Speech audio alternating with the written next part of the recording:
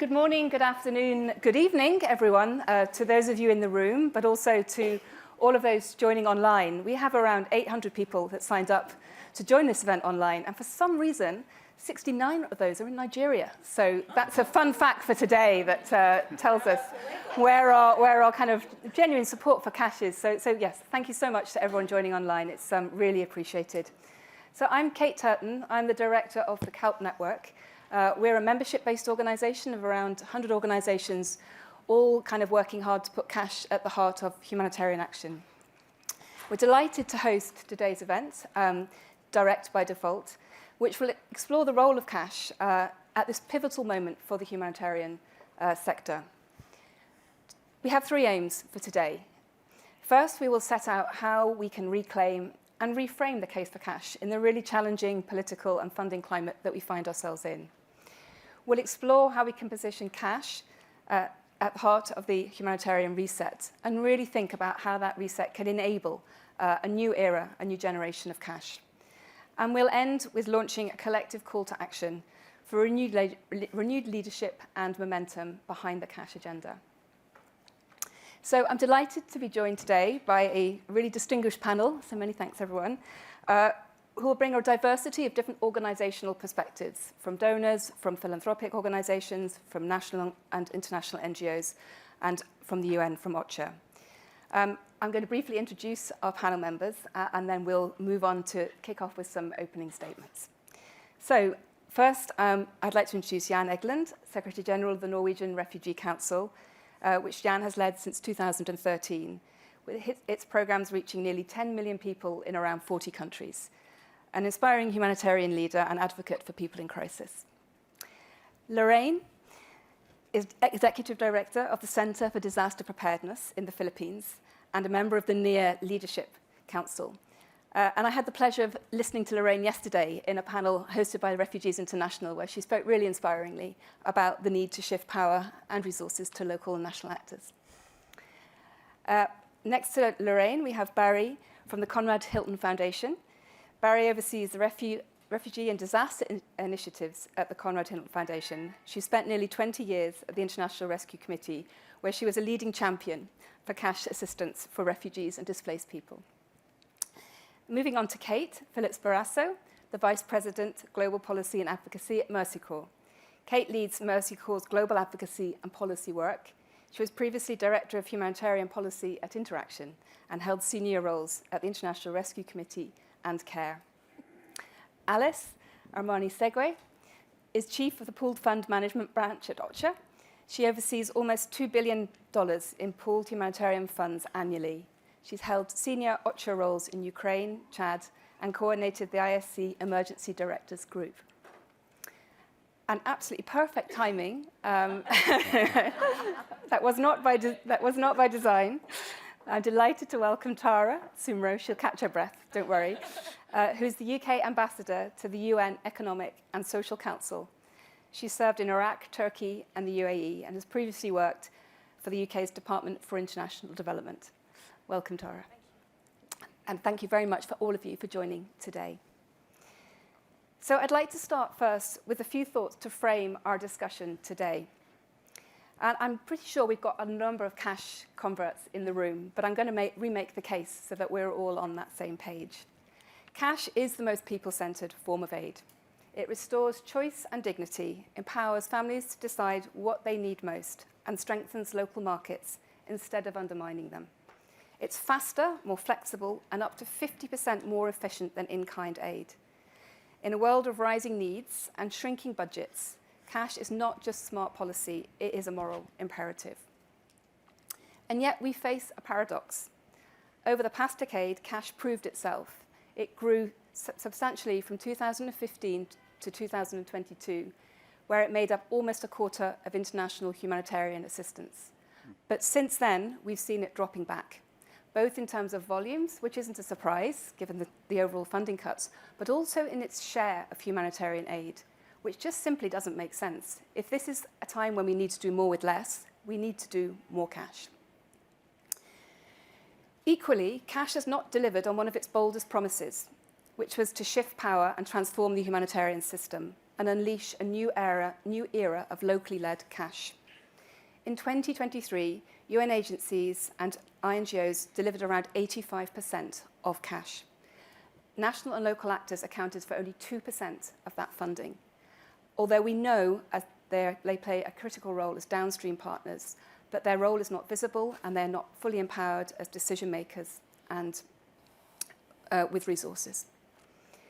But to end on a brighter note, I'd just like to sort of, recount that cash has been one of the greatest success stories of humanitarian innovation over the last 10 years. Digitalization from mobile money to biometric verification has made cash faster, safer, and more accountable. And it's delivered in even the toughest of contexts. Some of the most inspiring stories we see around cash come from Afghanistan, Syria, Somalia, and Myanmar.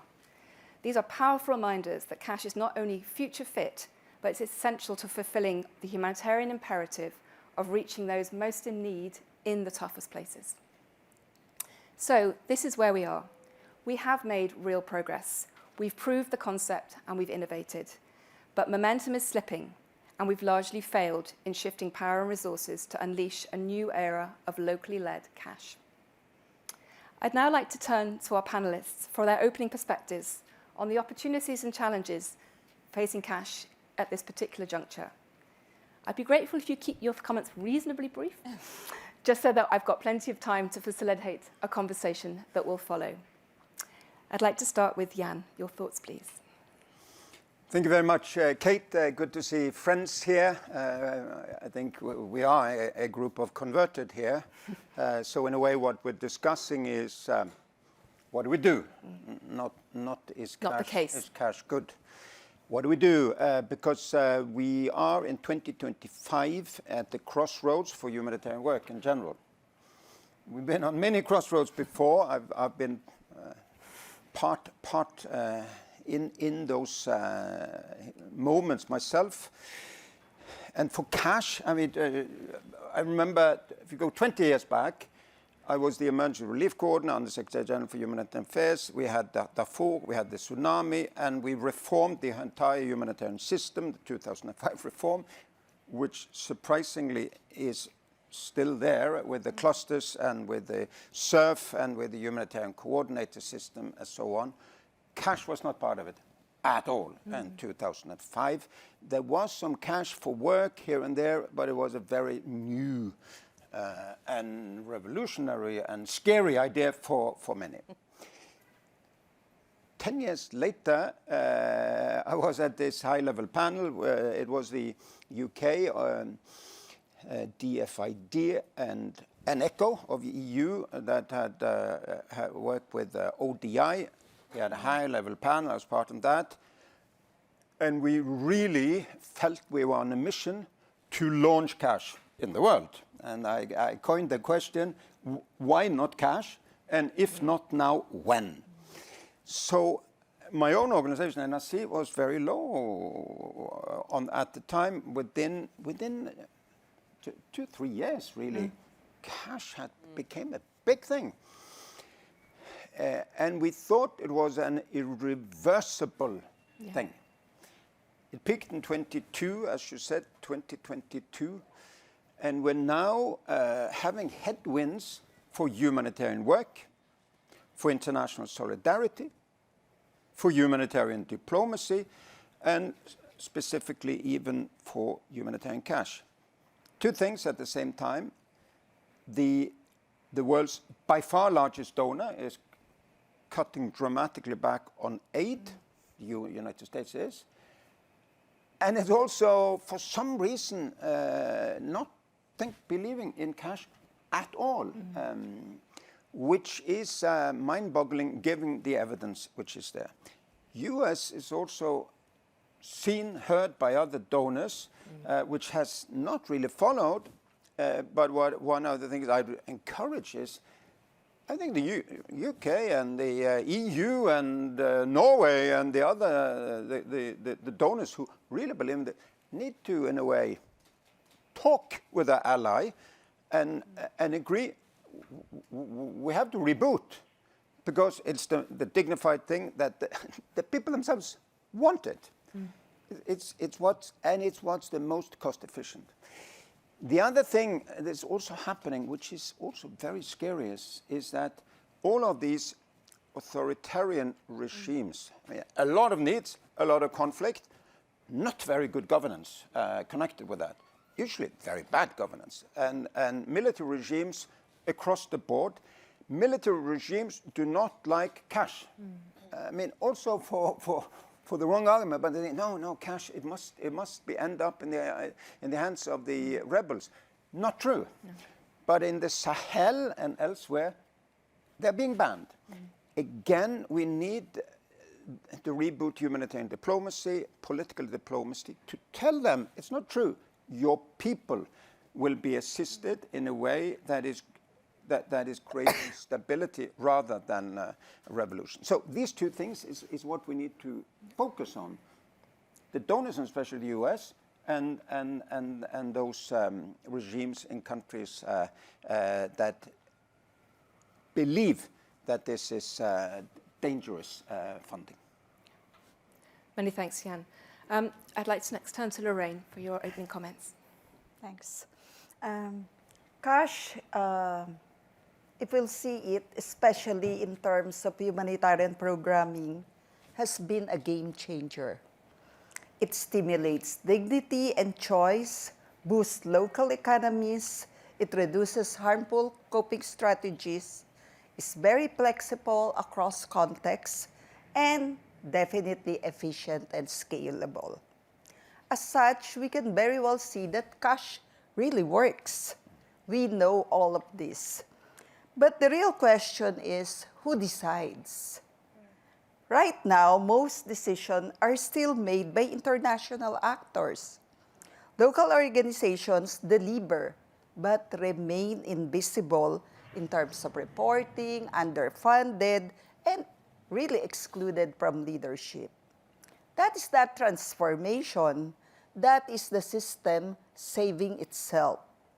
If the humanitarian reset is serious, the hard decision is not whether to use cash, but whether we will trust local actors to lead. Thank you, Lorraine. How do I follow that? Short, thoughtful. Thank you, Lorraine.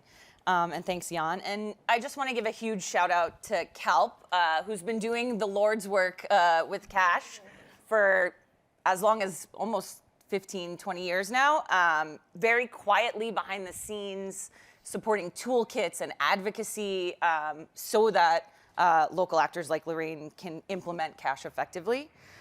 So of course I'm here with my hat as a role in philanthropy, and what we see as philanthropy that's incredible about cash. I can't believe we're still having to make this case, but here we are. And what we can do to support the cash work, especially in this, everyone keeps saying unprecedented times. So two things that I'll say from the Conrad Hilton Foundation perspective. So we have a wonderful disasters portfolio that I'm privileged to lead, and a refugees initiative. In our disasters work, our two key priorities for funding disasters and humanitarian response are, one, thinking about cash first, and two, focusing on locally led and locally driven solutions. And when I say that, I mean direct to locally led actors. So currently our portfolio of disaster response resources are going, 75% of our funding is going direct to local actors doing the work on the ground. And of that, almost all of our interventions have a cash component that we support. And the reason for this is twofold. We're constantly, and even when I was back in the day at IRC, looking for the best, most evidence-based intervention, cost efficiency, cost effectiveness. That's cash. I think it is, in fact, one of the most studied humanitarian interventions. I'm looking at my IRC colleagues in the humanitarian space. And so when we constantly say as donors, we need to know what works, the answer to us in humanitarian response has been cash over and over again. So important for us to put our money where our mouth is. And then the second part of that is what's been interesting is constantly you hear philanthropy say, we're looking to be catalytic. We're looking to invest in innovation. And if we talk about what intervention in the humanitarian space has evolved with the times, it's been cash, right? So starting 20 years ago with cash and envelopes that humanitarians used to carry around, to now really looking at digital money, digital wallets, remittances. Mercy Corps is doing some incredible work on that. Anticipatory action with cash before a crisis. My IRC colleagues are working on that. And then the incredible locally led piece of all of this idea of, if we're talking about choice and dignity and that being important, it's important to get cash in the hands of people to make their own choices, and even more important that it's communities that are doing that and identifying those most in need and having the resources to do so. There's nobody who works more efficiently and more effectively than local actors like Lorraine. So couple that with cash and you have this rock star intervention for humanitarian work. And then sort of the last thing I'll say is we're at a critical moment. Like everyone's been saying, it makes me nauseous to keep saying this. And I think if we're talking about how to make things work, and we're talking about this transition from what we constantly say in the refugee space, this care and feed model, to real sustainable development work and recovering from crisis, putting money in people's hands is the best way to do it. I think back, I've spent so many years convincing like my grandma and my mother, like, no, mom, giving people things doesn't work. Giving people cash works. And then she finally got it during COVID when I was like, Mom, you got those checks, whatever they were called. And I said, would you have rather, a jerry can or a tarp? Or would you rather the cash to go to the supermarket to buy toilet paper? And everyone's like, now I get it. And so I think we're in this really key moment of being able to use that, what we all saw, especially Western countries in COVID, to then say, let's apply that to what we mean in humanitarian aid and how do we quickly recover. So I think if we also see us as philanthropists being able to continue to help cash evolve, continue to help cash develop its work with locally led actors, we're happy to play that role. So, yeah. Many thanks, Barry. Over to Kate.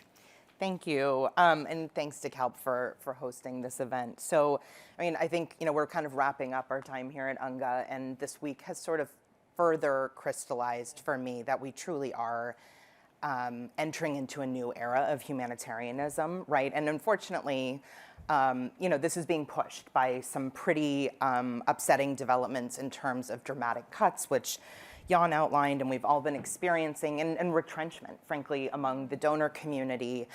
So it's a painful reason to change, but I do see some silver linings in terms of breaking the inertia around some of the changes that we have long known need to happen, but have not had sort of the will or bandwidth to focus on. So cash obviously is at the center of that. And Kate, you had mentioned before, this sort of paradox between more cuts on cash, recognizing that we're talking about one of the most cost-effective interventions, and that's absolutely a case that we need to make. There's ample evidence base to point out the fact that we can stretch dollars much, much further using cash interventions. But I really want to make sure that we don't stop there, right? We also recognize, I should add, that doing a cash intervention, that's the modality, but it is actually for food security outcomes. It is actually for economic outcomes. It is for health outcomes. So as donors are making these sort of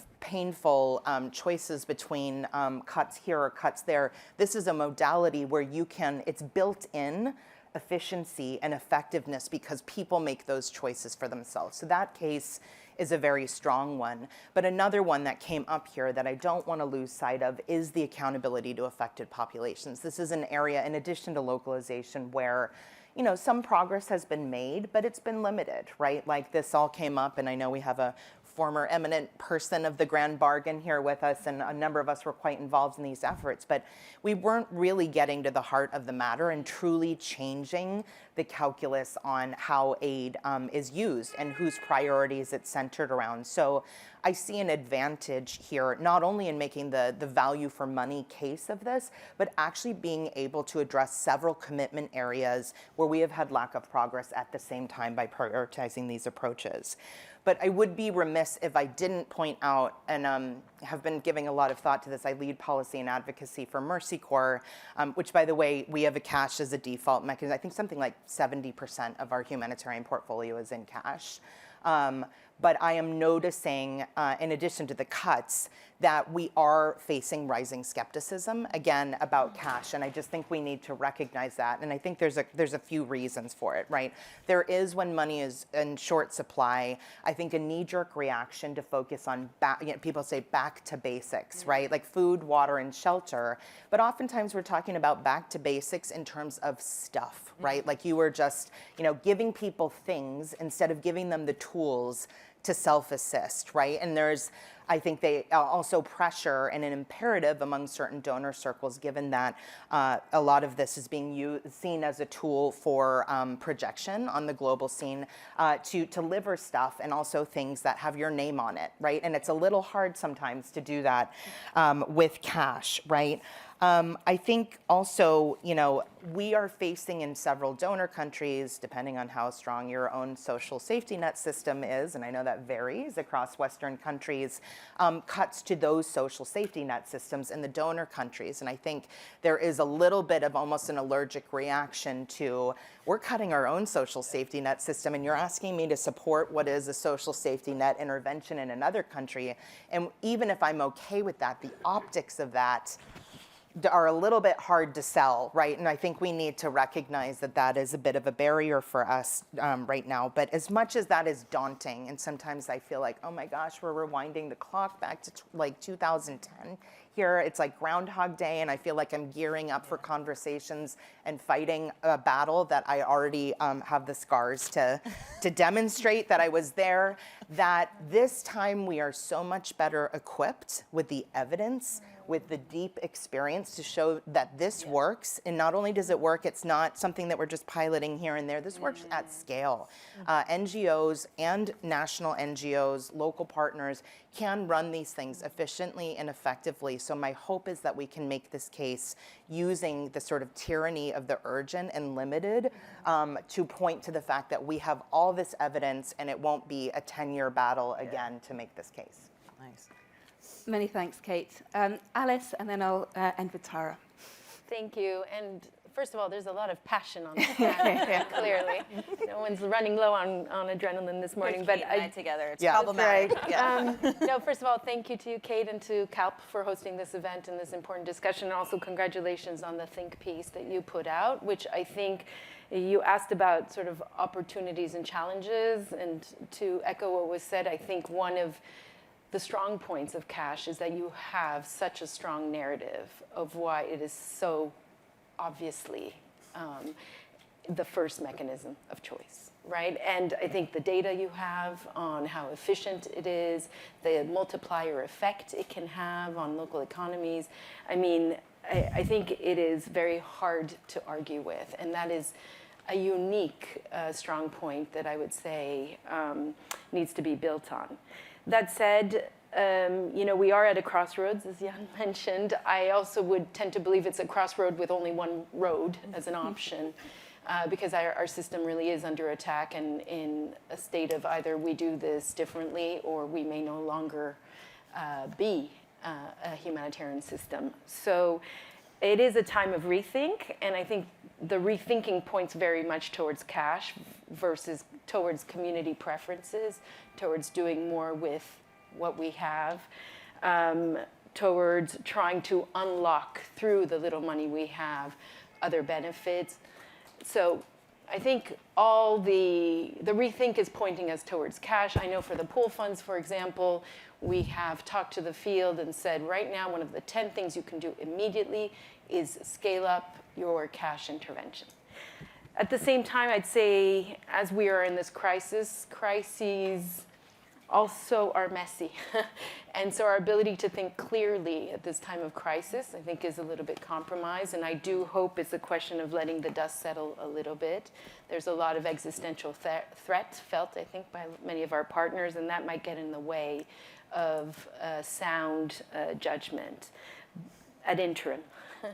I do believe it will prevail. I think from where I sit, certainly at OCHA, this is about, I think our conversation needs to continue to be about how do we change our system so it does not act as a barrier, but as an enabler to cash.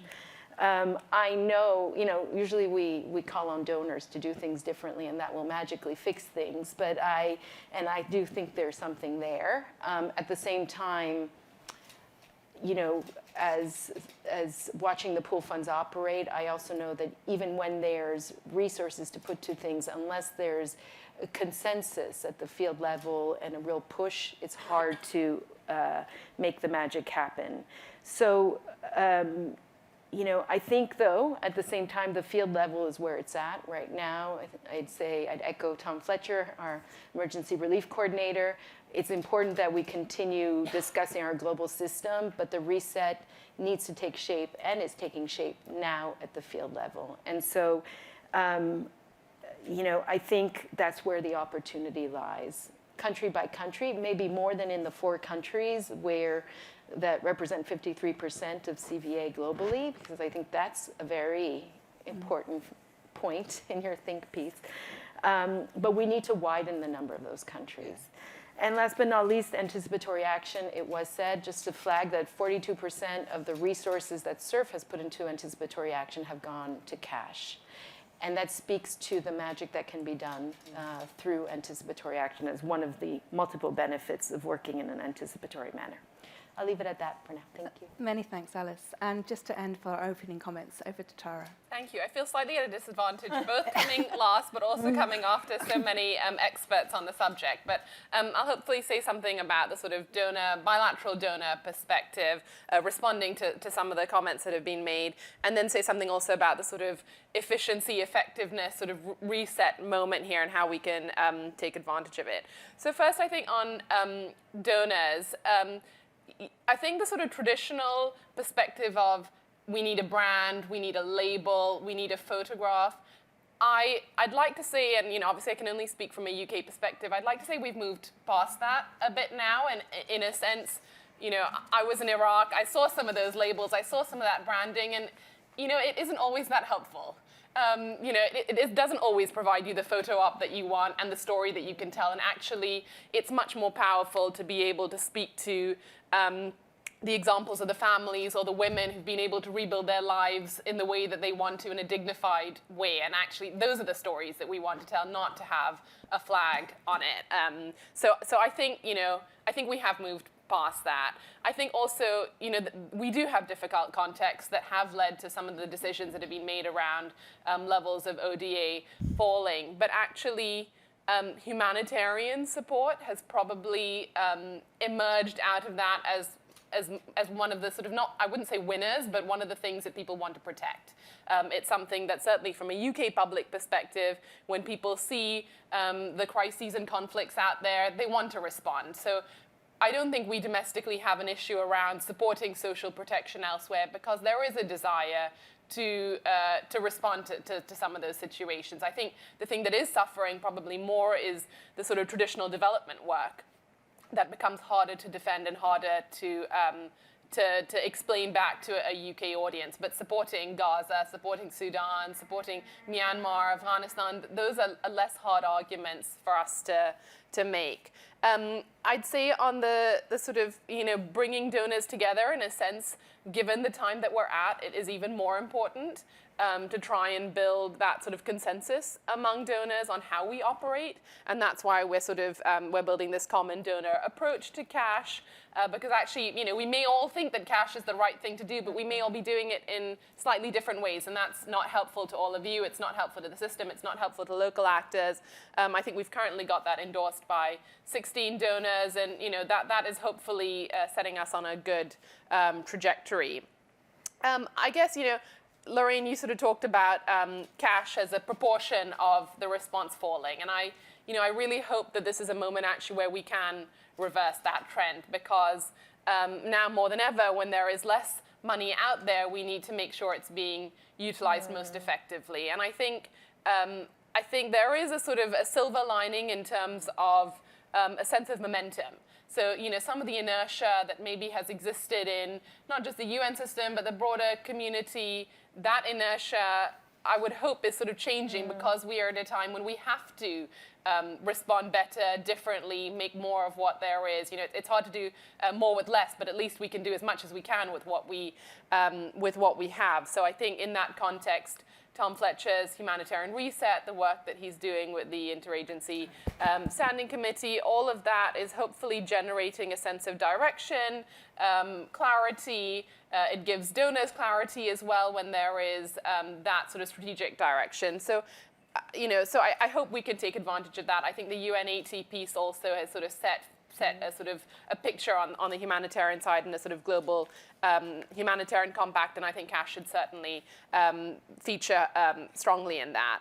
And then what I would say is, the types of humanitarian crises that we're seeing around the world now are not just at a scale, but at a level of complexity that feels, unparalleled, feels overused, but it does feel very difficult to compare to what's come before. And what also feels particularly unique is just the access challenges. So it is just so difficult to get goods in. And if anything, that should underline the fact that cash is the mechanism that we should use, not just what people want, but it's actually easier in these contexts, even in the most difficult context. And I think, there's an example of, WFP giving, cash to a woman in Gaza who, even though she was displaced from one location to the next, could still access that assistance. And we're in a world where technological innovation, while it isn't equally accessible or distributed, even in some of these difficult places, there is technological innovation in terms of mobile money and Hawala use and e-Pesa and all of that. That means that we can get cash to those who need it effectively. And then the last point I would just make is on the sort of humanitarian development sort of nexus piece, that actually, the fact that cash is not just helping people respond in the immediate moment, but it is providing that resilience, the sort of small buffer to the next crisis, to rebuilding lives and livelihoods, and in a context where, the development system is suffering. I think, that cash helps bridge that divide. Thank you. Brilliant. Many thanks, Tara. Many thanks to all the panelists. A very rich kind of set of thoughts there. And you've already gone and started to take the conversation forward. So you're going to be picking up many of those themes as we go forward. But I mean, 2 or 3 things for me are really coming out of what you're saying is, we're kind of tired that we have to remake this case again, right? We're sort of like, oh, really? Are we here again? But actually, I think we also have to be humble. And maybe we just do need to remake the case again. Let's acknowledge that, right? We made the case in a particular context of particular kind of political and funding climate. And now we're in a very different one. And so maybe we do need to make the case again, but maybe we need to make it differently. And that's where I think I'm picking up some of those common themes about, let's go really hard on efficiency. We've got great new data that says it's not just 30, 40, it's 50, 60, 70% more efficient. Let's go really great on the kind of emerging findings around that it is less risky. All the technological advances have really made it easier, safer and more secure, delivering cash in really tricky environments. Let's tell that tech story. It's exciting. And then really, let's kind of drive home the kind of incredible innovation that's taking place at with local and national NGOs, most of it outside of the formal system, actually. Yeah. The formal system's not capturing those stories. But there's huge amounts that we heard yesterday from the emergency response rooms in Sudan is the obvious one at the moment, but there's so many more of that. So that kind of, we probably do need to remake the case. Let's do it. Let's kind of rebuild that momentum around local and national actors, and let's really get excited by the technology and where that's going to take us in the future. So I just want to explore some of those thoughts with our panelists, and I've sort of slightly rejigged this a little bit because your opening comments went slightly different directions. But I'm actually going to start with that point, maybe with Jan and Tara, around remaking the case in this very difficult context. How do we remake the case so it speaks to a wider audience? How do we use humanitarian diplomacy to take the case for cash beyond those already converted? What are your thoughts on that? That would be great to hear from both of you on those questions. Jan. I think that's the key question, and maybe I'll say something slightly controversial here.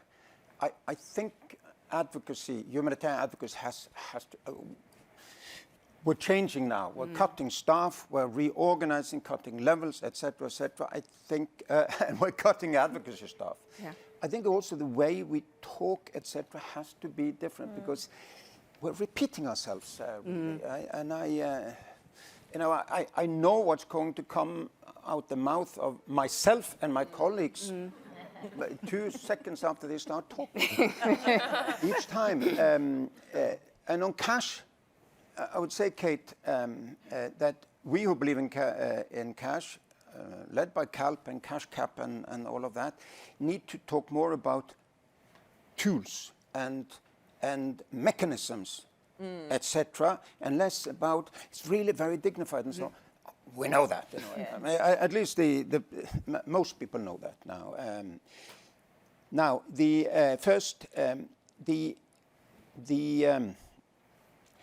cuts is dramatic. I mean, the U.S. is everybody knows of, but there are the biggest European donors have cut or are cutting by 2/3. It's as much as the U.S. Yeah. It's the same, which means that it's like 1/3 of what it was in 22, 23, 24, and then possibly what we see is that cash really was dependent on an increase in budgets every year. So when it comes down, it goes down to something rock bottom.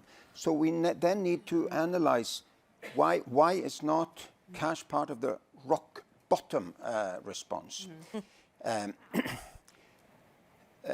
Second point, I repeat again, there are good donors. I mean, UK, a very principled donor, still will cut funding by 2/3 to the benefit of armaments. It's not the right thing in a way when you come and you want to tell the world what they should be doing, but still UK has a special relationship with the US. So again, I think I would say European Union, Germany, UK has to talk, Norway has to talk to the US, really. If the US continues to argue that cash is dangerous and difficult and corrupt, we have a problem. So that's the other mechanism. Then there has to be who can speak to those governments that are spreading the idea that it is actually fomenting rebellion, which it is not. But again, you coming, Kate, and me coming to the military dictator and saying, no, it's very dignified. It's not going to cut it. It has to be neighbors and regional powers and the Saudis or whatever that can make the case. On localization, yes, I was the eminence for a while. Now a mere commoner. And at that time, we were working with Hibak and all of the near people and the HT4P, what's called your other coalition, fighting for localization. So I went to the donors, Europeans, Japanese, and I said, okay, when will you be able to provide funding directly to local groups? And then he said, never. It will never happen. Our parliament has said we cannot do it. I mean, we have our rule book is 2,000 pages.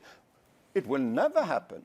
The one donor that gave directly at scale was USAID, and they are dead.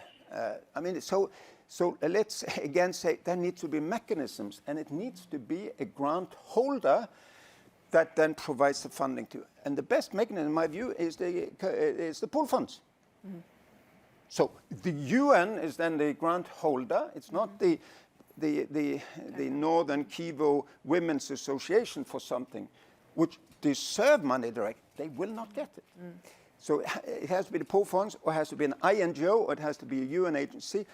As little, it has to be as direct as possible, but it won't be direct for most of the donors. So in a way, we need to look at the tools and not just argue it's what's dignified. Be more concrete. Yeah, no, many thanks. Tara, would it be great if you could just pick up on this point of the role of humanitarian diplomacy in kind of, as Jan says, getting out beyond our bubble and making the argument in a slightly different way. It would be great to get your thoughts on that. Great. So I think the first sort of part of that question is, who do we need to make the argument to? So, we're all persuaded. I think most of you in the room are probably persuaded. The question is, who is skeptical still? And I think part of that is around, some of the country beneficiaries themselves and the perceptions or misperceptions around the risk, the mechanisms that we use, the security concerns around that. I know that there are parts of the Sahel where, where cash is not accepted as a humanitarian mechanism. So I think what we need to do is make sure that all the evidence that CALP has, that others have on how it works, why it works, we need to do more to get that out. Clearly we need to keep making that argument, because I think there's still room to sort of to grow there. And I think, on Jan's point around localization from a UK perspective, we're certainly hearing the big push on localization. And I think part of our response to that is around pooled funds and how do we make sure that we are sufficiently supported pooled funds. But part of that is also it's the wider system and how local actors feature more within the wider system, and how donors themselves have conversations about how we manage risk. Because fundamentally, that is at the heart of how do we make sure more gets to local actors? How do we balance our own thresholds around risk and the burden of lots of small grants potentially? How do we square that circle?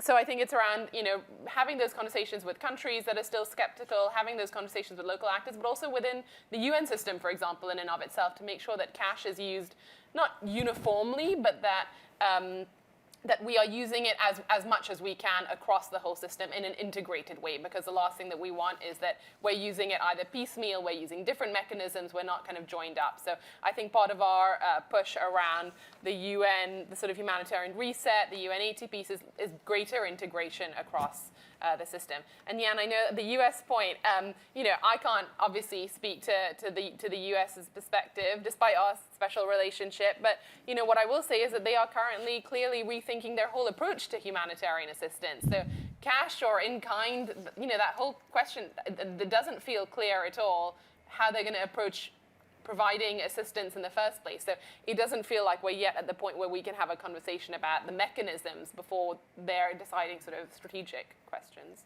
Can I just jump in, Kate, on the localization point? I want to push a little bit further on this existing system. We have to use existing systems. I think this reset should be more than a reset. Gives us an opportunity to really take that all away. I worry because when that money goes to the UN and to the local actors, and Lorraine can speak to this well, what that means is there's another layer on that. Well, you can't charge overhead, or you can only do it for this, right? And she's shaking her head. And you can only do it for this amount. And I know specifically in the refugee space, a lot of the UNHCR grants are only $45,000 over 1 year. And I think we just have to really think, if we're gonna take this time to rethink, and the silver lining of it all, to just start afresh with this localization piece of what it means due diligence, what it means to be compliant. And I think that's where philanthropy can play a huge role, especially in terms of that risk and de-risking piece. We're looking at Hilton specifically of trying not to just give these 200K, 100K here, but larger grant sums over multi-years, and then acting ourselves as that sort of past performance for local actors. And there's this big vicious cycle that's, local actors can't take on this compliant, can't take on this money because they don't have the systems in place. Well, they don't have the systems in place because the money that they've received don't allow them to hire a CFO or an audit function or all these things. So I just want to sort of push on, if we're taking the time to rethink a lot of things, I think compliance and grant size and it was the same for cash a while ago too, right? Like all this stuff around terrorism laws and transfers and fees. It's that same, we moved past that compliance with cash. How can we move past this de-risking with local actors? And I really want to push, like, please, when things are run through systems or through INGOs, there's an opportunity cost of that and actual resource cost of, I worked at IRC for a long time, and we didn't allow them to charge the same overhead that we got, or we had 6 months of due diligence work. And so I just want to flag that, especially because there's so many parallels to the cash world of us trying to make sure transfer fees were lower and things like that. And so, yeah, I'm sure Lorraine has a lot to say, and Hebak and crew about that. So just coming in as, can philanthropy act as a de-risking mechanism for larger actors? Yeah. Okay, well, maybe it's a good time to bring Lorraine in. I mean, we've had a good conversation, haven't we, about this perception that national and local actors can't deliver at scale. Yeah. I'd love to get your thoughts on that piece, both in terms of the examples I know you have, but your thoughts on the real potential that we have. I would like to take this, actually, the opportunity to share how cash assistance can be an exceptional pathway to assess and meet vulnerable people's needs. So I've documented at least, and for sharing here, at least 3 country cases. Let me share this with you because it's not cash intervention per se, but there are other elements in it. That's why I want to share this with you. Particularly in Afghanistan, when thousands of families were deported from Pakistan, our member in Afghanistan, the name of the organization is CORE, provided unconditional multi-purpose cash at the Torkham border. They knew no single kit could meet such diverse need at that time. Some families needed rent, others needed transport, others needed food. Cash gave people dignity and choice. International agencies sometimes design this way too, but system, rules, and risk frameworks often make them cautious. CORE, as the local actor, had the trust and flexibility to take the decision to do that differently. Let's take the case of Somalia. In Belay Wayne, floods displaced families and a cholera outbreak spread at the same time. The organization, the name is SADO, combined multi-purpose cash with emergency water tracking. This meant people can have liquidity to survive while also reducing risk because water was served to address the disease. Many international programs want to integrate like this, but donor funding streams often keep sectors separate. But for local leadership, particularly for SADO, it meant to cut across the silos and save lives. That's the objective. In Haiti, particularly in Port-au-Prince and the Northeast, displaced families were living alongside already stretched host communities. Tensions were rising. The organization Haiti Survey decided cash to reduce conflict. They targeted both displaced and host households. Using cash, it became a peace-building tool. International models rarely frame CBA this way because donor-like frames see it mainly as consumption support. But local leaders knew cohesion was the real risk and they designed accordingly. So from this, we can see lessons that are clear. One, when local actors lead, cash becomes fast, flexible, dignified, and innovative. Local organizations embedded in communities can see the whole picture and act with the trust and speed that people need. So, the Change Fund, it's the pooled fund that NEAR has. It's really a different model that made possible the response to these countries I've mentioned.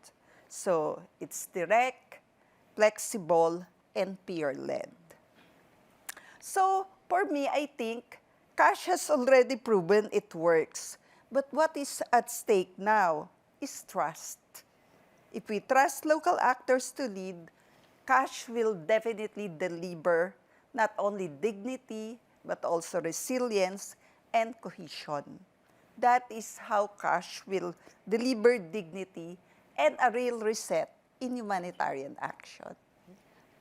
Many thanks, Lorraine. I think what's really interesting, and maybe I'd like to go to Kate next, is I think what we're beginning to articulate, and Lorraine, you've very kind of passionately said, is this kind of idea of a new era of cash coming through. So the kind of cash, the way it was done, say, from 2015 to 22, it's going to look differently going forward. It needs to look different, and it will look different. And that's partly because the world has changed, the humanitarian ecosystem's got much messier, but it's partly because we've had incredible innovation that's completely transformed how we do cash. And I don't think we've told that story well enough. I think people still have those perceptions of, wads of dollars being dumped in someone's house and someone wasting it down the local kind of cafe or on alcohol and cigarettes. That perception, we need to challenge that head on, and we need to take this powerful story around locally led cash and around innovation. Right. So what does that new era of cash look like that we need the reset to enable? So Kate, maybe you could pick up a little bit on that, the new era of cash, and the innovation particularly. What does it look like from your brave perspective? new era? Brave new era. One thing just to put, I do think that, it's great that we all talk about cash almost as shorthand these days for what we're trying to do. But at the end of the day, we're forgetting that cash is a modality, right? And I think we need to talk a bit more about what it actually does, which is we're assisting people as directly, as efficiently as possible, wherever they are, right? And actually, I wanted to pick up, and we'll talk about it technologically, about access challenges, which have been a huge vexing problem, and that you can't, it's really hard to deliver in-kind assistance to address those things. So, I don't want to call it a rebranding of cash. But at the same time, I think we just have to talk about it in more direct terms. And it's not obfuscating what it is or does or hiding it because people aren't comfortable with the term, but because there's a better way to talk about it, right? We need to start a new shorthand in what this actually is. So on the technology side, I mentioned before, like Mercy Corps' cash programs, it's about 70% of our humanitarian assistance is in cash. We also have a digital as default mechanism, which is if there is a safe and appropriate way to do this digitally, that's how we're going to do it. Because we think it also, it offers all of the benefits, speed, scale. It also has the sort of ancillary benefits of working on digital inclusion, particularly for women and populations that don't have access to a lot of things, that has a lot of other benefits in terms of their lives. So, but three areas that I would highlight in terms of this new era and where the tech has taken us very far from envelopes of resources that can sort of just be used wherever for whatever is, the first is on, working in systems where there is real limitations on liquidity in the economy. I know a number of us experienced this in Afghanistan after the changes that occurred in 2021. It's happened in Syria. It's happening right now in Gaza, where you think, how do I do cash programming in an economy where no one can find cash and the financial services have collapsed? And it's exactly these spaces where we've had this innovation. So in Sudan, for example, we worked with a fintech company through the Cash Consortium of Sudan, and I would be remiss on this stage to not thank the UK government that funds that. Hilton, which has helped pick up, this was one of the programs where part of it was terminated by the US government, and unfortunately that was the part of the program that was providing group cash transfers to the emergency response rooms.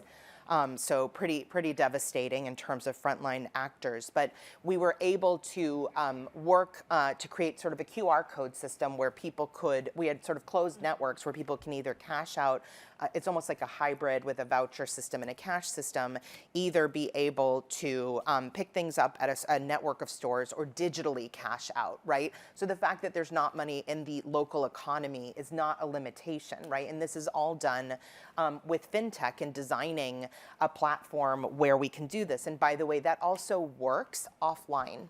This has also been a huge problem for us in a lot of places, whether it's because there's destruction of infrastructure, telecommunications infrastructure, or because it's actually being weaponized and people are turning it off.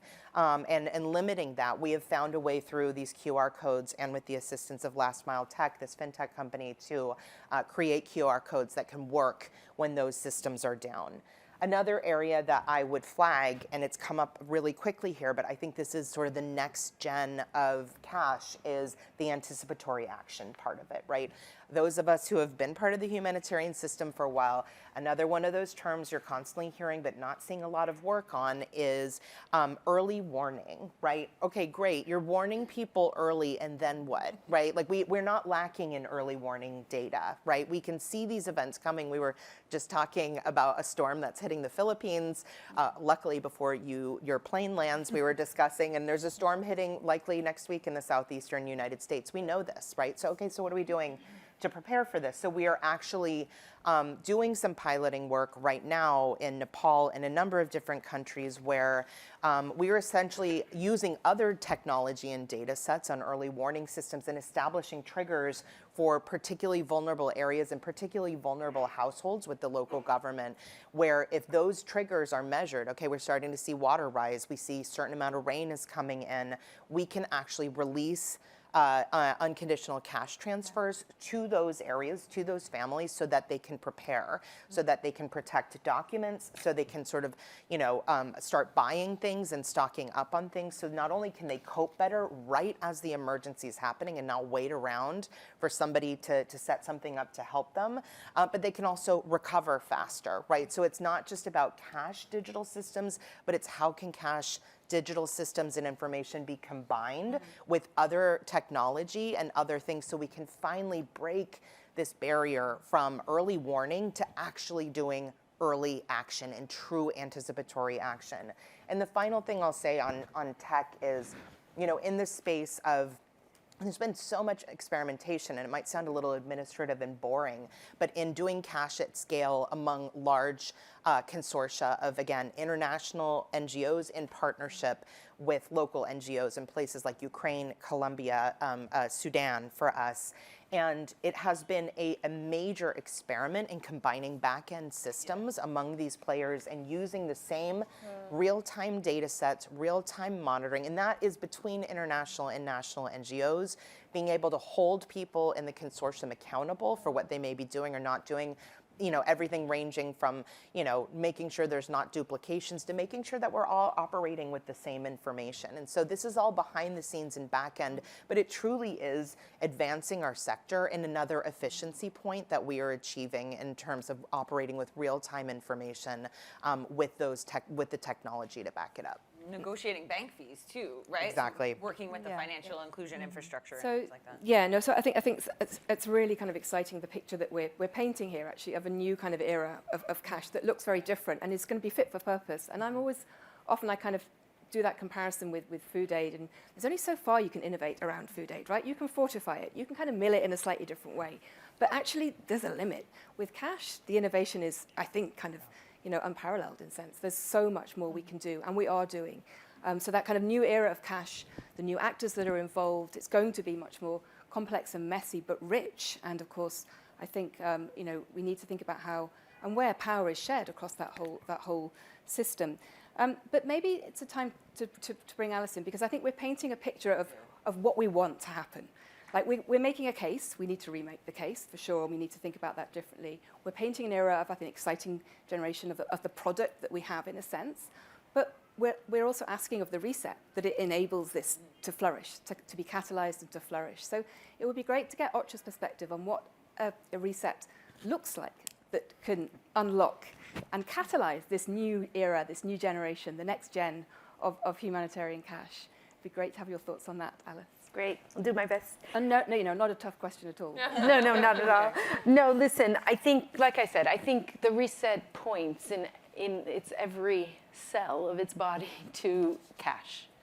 And the reset is a mind shift, as we've discussed before, and it's going to require a lot of soul searching by humanitarian actors. I do continue to think that while we continue our global conversations on the reset, it's the change in the field that is going to make the difference. And I think the emergency relief coordinator is also following that. This Monday, he'll speak to all the humanitarian coordinators and continue to hear from them how it's going, how they're moving, where there are blockages. So there's a real push now towards the reset. We've discussed it. We know the broad lines of it. It's about now, how do we deliver that in the deep field? The pool funds, as you all know, Tom Fletcher has been a big proponent of the pool funds playing a very important role in helping reset our humanitarian operations to a new tomorrow, not only in where we put the money, but how we place the money and how we manage the money. If I can say, and I don't think it's commonly known, but the pool funds have been in a conversation with national NGOs, and many thanks to NEAR, over the last 3 years. We get perception surveys every 6 months. We get direct feedback on what's working, what's not working. We're having discussions on quality of aid, overhead, how to make that quality even better, partnerships, risk sharing. We've had a good discussion that we're pursuing with donors with practical measures on risk sharing. How do we de-risk? All of this stuff, actually, the last 3 years has already been on the table. Many thanks also to NRC for helping facilitate that as part of the pool fund working group. So what's great is we're prepared for this. Now we need to accelerate. I'd say the same thing for the reset. We have 4 or 5 countries where cash is really front and center. Now we need to look much more broadly. We have the examples, we have the practices, and now I would echo Jan, it's about being practical, looking at the tools, and just getting the job done. I do think there's enough air of change in the, that I think this is a moment. I also think, I think this is a moment where there's increased pressure to make the shift, and I would like to maybe end on a point that we discussed earlier, is around how do you bring more actors around the table, around a discussion on cash, so that you can benefit from all the expertise, all the skills, all the abilities out there, bring some wider perspective into the discussion to get to a different result. Because I think ultimately that's what we're trying to do. And I would say we need to do things we're going to need to do things differently to get to a different result. I do think, the ERC, and he's very clear on his strategic direction. I think there's a good understanding at the principles level. By continuing to work country by country to see how to manifest the reset, I think we'll see movement, and then we'll take lessons, and then we can continue to expand on that. No, many thanks, Alice. And I think that's something at CALP that we've actually been reflecting on quite a lot recently, is this sense that we have a system and a set of language, policy, guidance, terminologies around how we do cash, how cash should be done. And that's been built up to ensure quality, which is really important in terms of people's rights. But on the other hand, it's become constraining. It's become a barrier to kind of national, local actors and partners being able to really drive forward the design of cash in the way that they know works best in their particular context. So we need to kind of evolve not just the bigger bit of the humanitarian system, but the set of policies, guidance and tools that sit around how we do cash.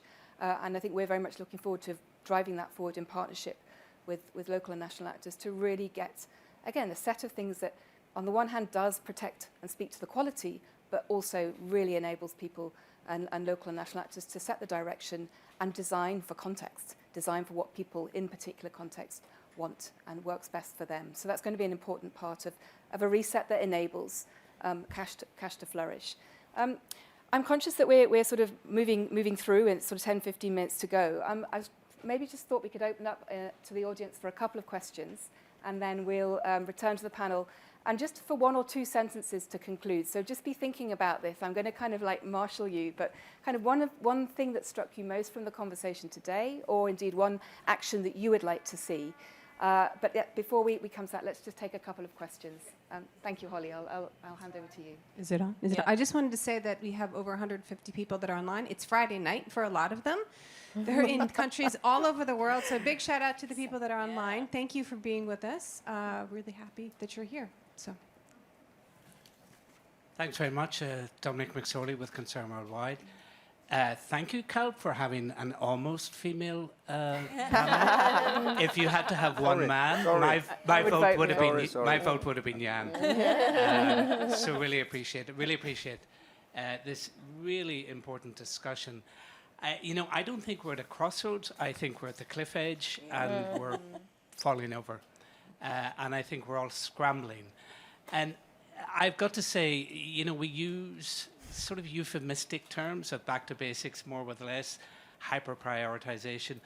These are deeply uncomfortable decisions that are being made. They're necessary, but they're deeply uncomfortable, and I think we have to call that out.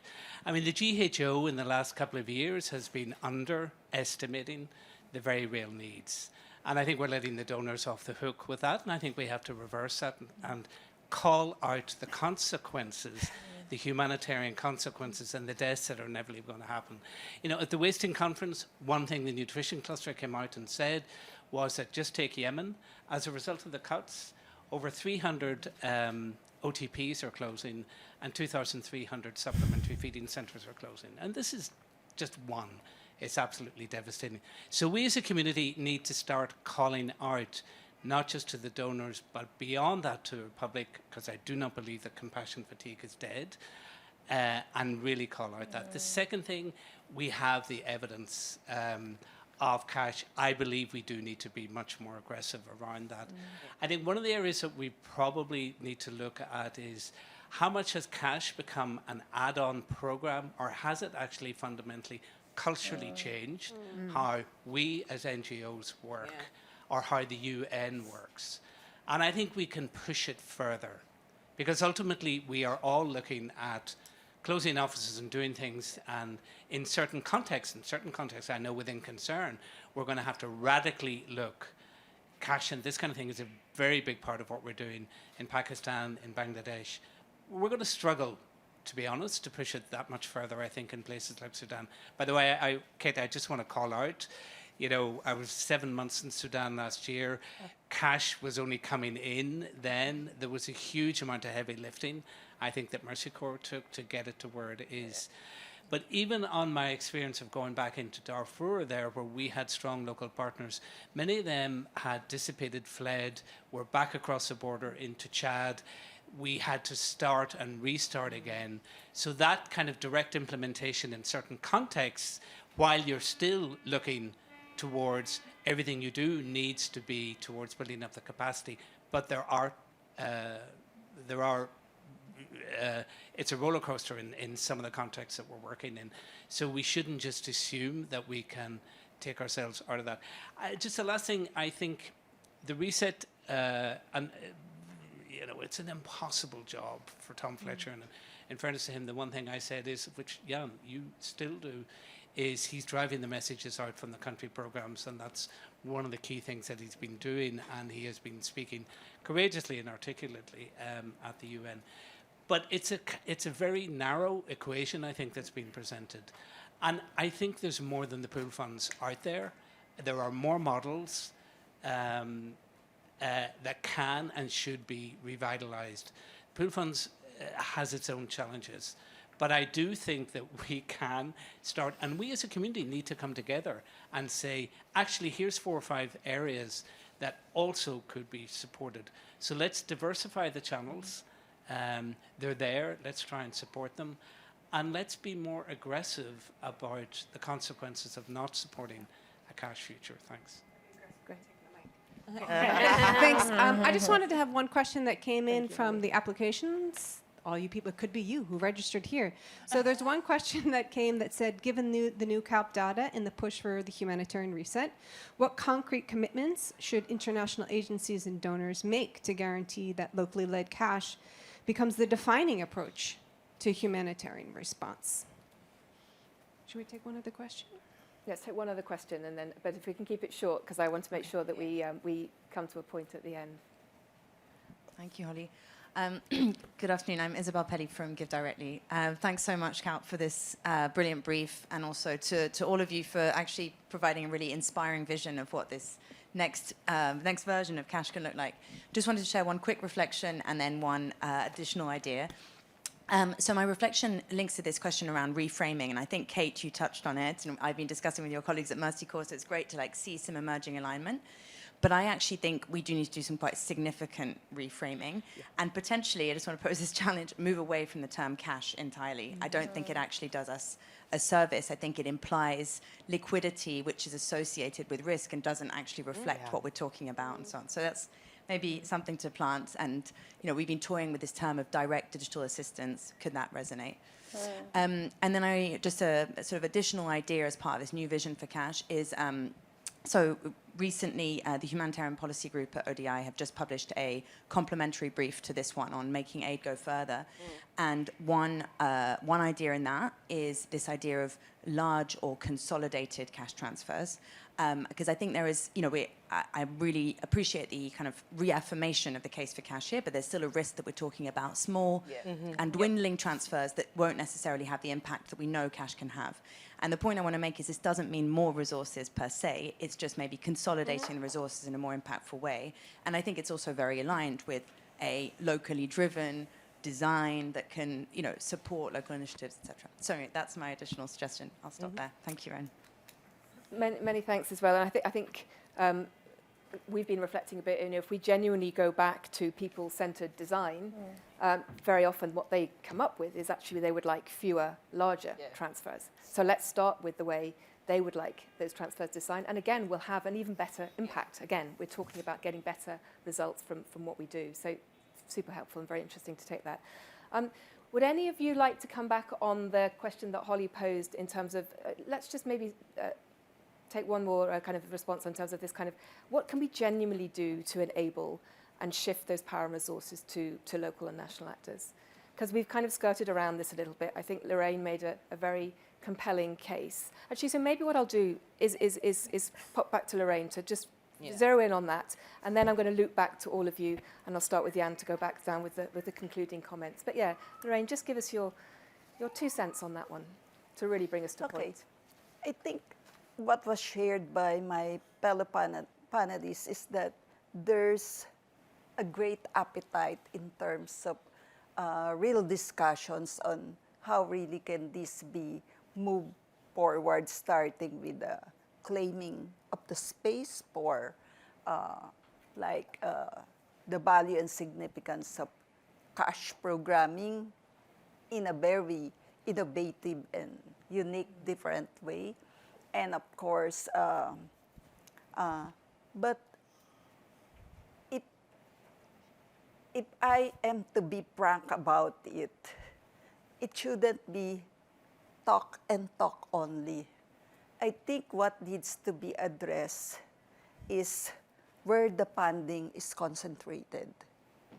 Let's face it, it's concentrated in the UN and in INGO consortia. So again, the question I've already posed earlier, how can this be, shared or directed to the local and national actors? If I may share a case, we have organized ourselves in the region, of course, within the framework of NEAR, the Asia-Pacific local leaders. So we're 9 to 10 countries on that. And we've been talking about this humanitarian reset. So what our colleagues did, particularly in Indonesia, is really to ask the UN there if they can take over the role in humanitarian coordination. So they got it. They can do it. But there are no resources to really make things happen in that kind of context. If I may share also in the context of the Philippines, we've asked the UN OCHA, because the UN OCHA have become so small. And so we've offered how we can help, how we can be together in, doing the coordination, engaging the affected population. Can we do it? Because they've heard already what happened in Indonesia. But they would say, no, we can't do this in the Philippines in like what Indonesia did. Maybe a combination. So we're open that you come into the picture, but the UN remains with its role and function. Something to that effect. So there's really so much to think about and discuss and making real what we really want to happen now in this reset and the new era that we're talking.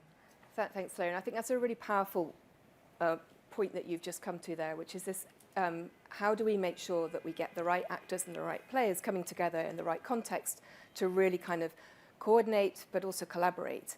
And coordinate in a slightly different way to what we have been used to in terms of the cash working group structures. But I think I just want to make sure that doesn't mean we don't need to invest in coordination. And I think one of the things we're very worried about is if we want to kind of enable and catalyze a rich area of cash and really bring different partners, including national and local NGOs, to the fore, it's going to need constructive coordination and joining the dots and bringing people together to thrash out real solutions to real problems. So we do need to continue to invest in bringing those stakeholders together. We can't just step back and say we can't do coordination any longer. So we must make sure, I think, if we want a new era of cash to flourish, we continue to invest in that enabling infrastructure. Kate, So just on the commitments, Yeah. really quickly, just it was a concrete no, that's fine, question. and I'm going to go down the path. Yeah. Just, I think, especially, we talk about donor-driven all the time, donor-driven, but there could be a positive side to that. And I think what's important is, as a person who makes grants and investments, really looking at proposals and in conversations with potential grantees, ask the question, could these outcomes, to your point of methodology, be better delivered in cash, and make that a donor-driven question? And then second, could this be better delivered by local actors? And so I think using donor-driven as a positive mechanism, and it's a constant question that we ask at Hilton, is, why not cash first, or cash to achieve outcomes first, or to why not locally led? And so using that mindset. Yep.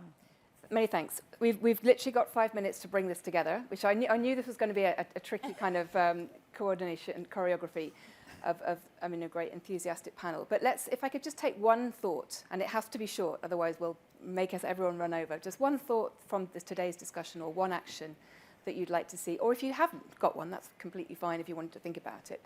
But let's run down the panel. But Jan, one thought from you. Yeah, I mean, the gravity of the moment cannot be underestimated. I agree with Dominique here. I mean, it's a crossroad and abyss to the left and the wide road to the right. And we're now heading to the abyss for people in need. In many ways, the large question is, of course, that not just the modality, but let's discuss the modality now.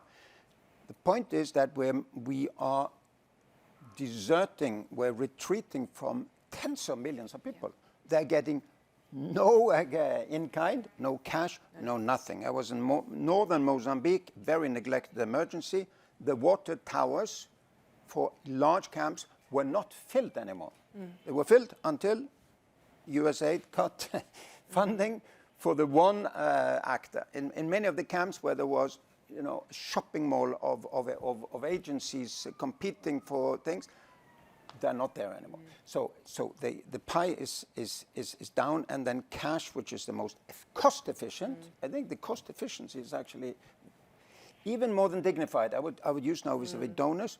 It's cost efficient. Don't you want your dollar to go further? Use cash.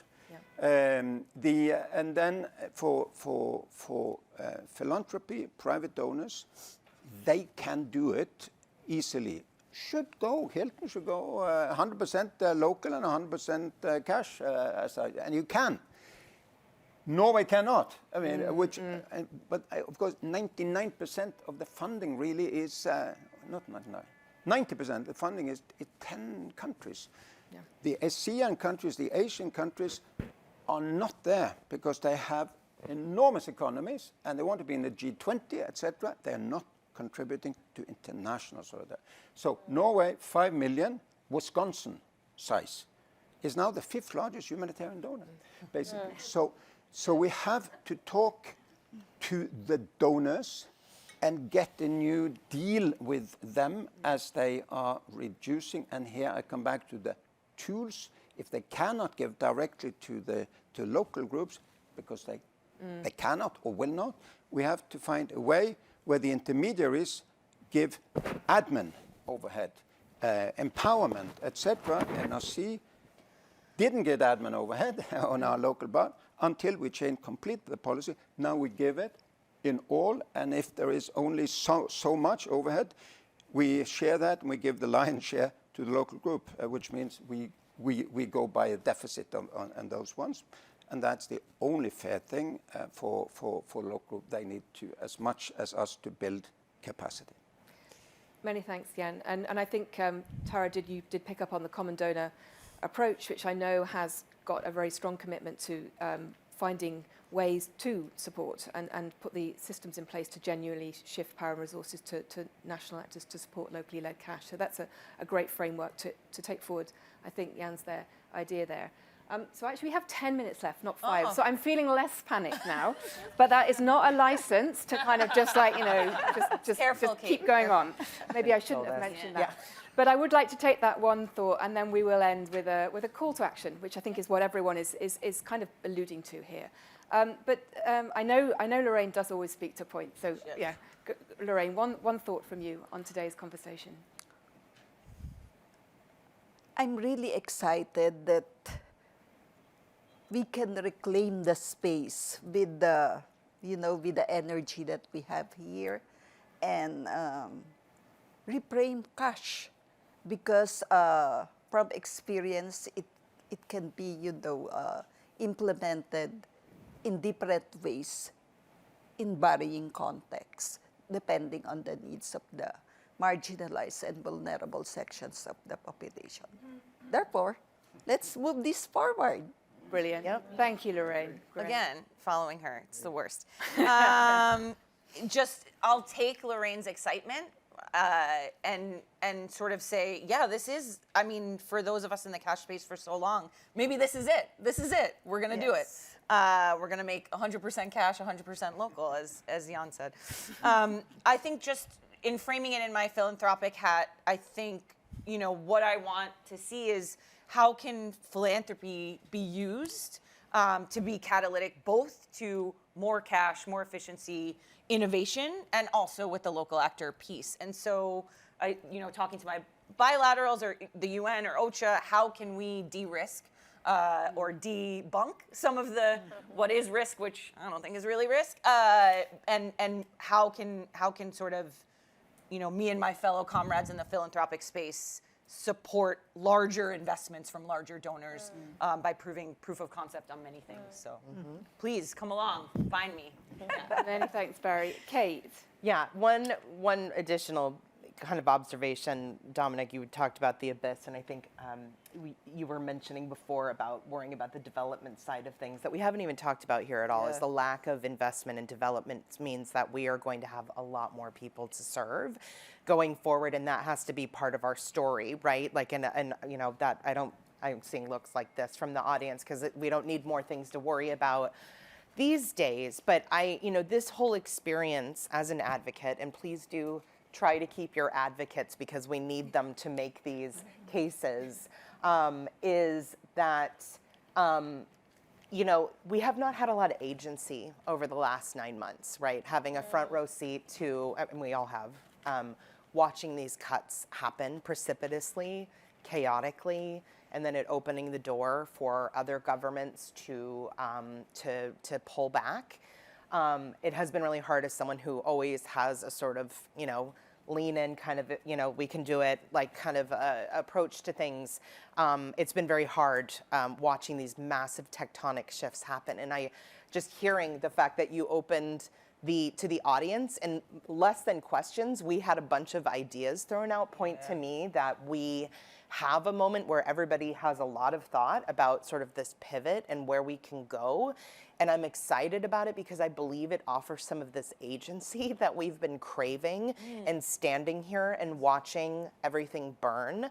I don't know, if, sorry, it's Friday after a very long week at UNGA, and my filter is a little limited. But I do think this is an area where I have a lot of ideas about how we can make the case and ways we can move.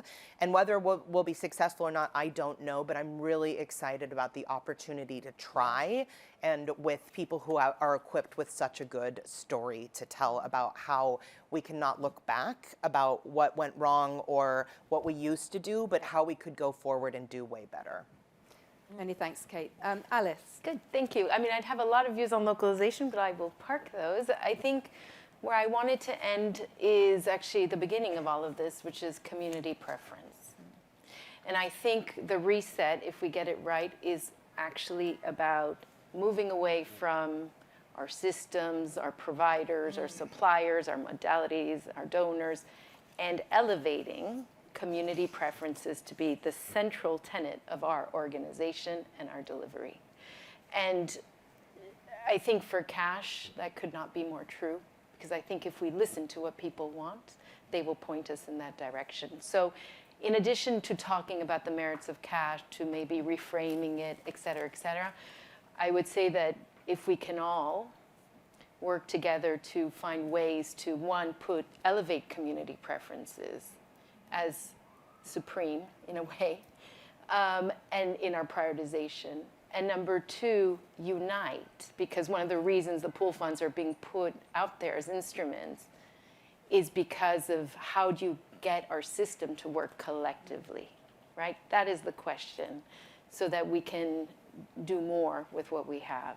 So, and I would agree, Dominique, they're not the only instrument, there's Mosaic, et cetera. But I think the question is, how do you put community preferences at the heart of the conversation, and how do you get the humanitarian system to unite? Because let's be frank, we're not there yet, and it's harder now than ever. But how do we get our system to unite around those? Thank you. Right, no, thanks, Alice. And I think what's inspiring about what you're saying is also, let's not spend ages and ages talking about it. Some of this stuff is already happening. How do we make more of it happen, even within the current system constraints that we have? There's really good stuff and practice around cash in different countries. To end with Tara, No pressure. No pressure at all. What I would just say is, I feel like I learned a lot today. I think, what I learned demonstrates that we do need to tell the story better. And I think it's not just telling the story better about how cash can make the difference in humanitarian context, but the wider benefits. Lorraine, you mentioned peace building. And as we think about the increasing burden of humanitarian need, we can't afford that, as a world, as a global community, we can't afford that. And so how do we make the case that it's not just this is what people want, this is the most effective way to deliver assistance, but it's also about the wider benefits and the fact that it can actually have a longer impact than other interventions. Brilliant. Thank you so much, Tara. And many thanks to all of our panelists. I hope today we've had a sense of a conversation, tried to facilitate a conversation and pulled out some key themes. And of course, at the end of an event, you always need to have like a catchy kind of, three-liner that brings it all together. So, it is about reframing the case. I think we do need to be brave, and we do need to acknowledge that what has got us to this point won't tackle the headwinds we've got ahead. And we need to be more astute about the real political blockages that Jan spoke to. We need to regroup. We're talking about regrouping. We have all been knocked off course by the last 8, 9, 10 months. But we're beginning to regroup now, right? We're beginning to figure out, okay, let's take a deep breath and let's think about how do we regroup around a new era of cash? What does that new era look like? And how do we really think about the practical solutions that will take it forward? And of course, then we reset, just to make sure we've got three reframe, regroup, reset. Otherwise, it wouldn't be a great ending, would it? So really thinking about that reset. And I guess what we really want to do as CALP is really think deeply about what is a reset? What does it look like that really drives a new era of locally led cash? So we'll be thinking about that in the months ahead. So I'd like to end really just with launching a call to action. It's been brilliant to have a panel representing views from different kinds of organizations, because we need to unite from donors to philanthropy to national to international NGOs and across the UN system. So it's a panel deliberately brought together to to give that united call for action. And we'd like to do that today alongside the launch, should be seamlessly up there, it is, alongside the launch of our new policy brief that we've just finalised from CALP, which I think helps, well, aims at least, to bring where we are right now to a point, so that it puts us on a common page. It presents very clearly where we are, why we're there, and what the ideas are that might move us forward. So underpinning our call for action is a brief that hopes, alongside with something that Isabel mentioned, let's get us on the same page, and then let's get those practical solutions flowing, and let's move forward. Many thanks. Thank you.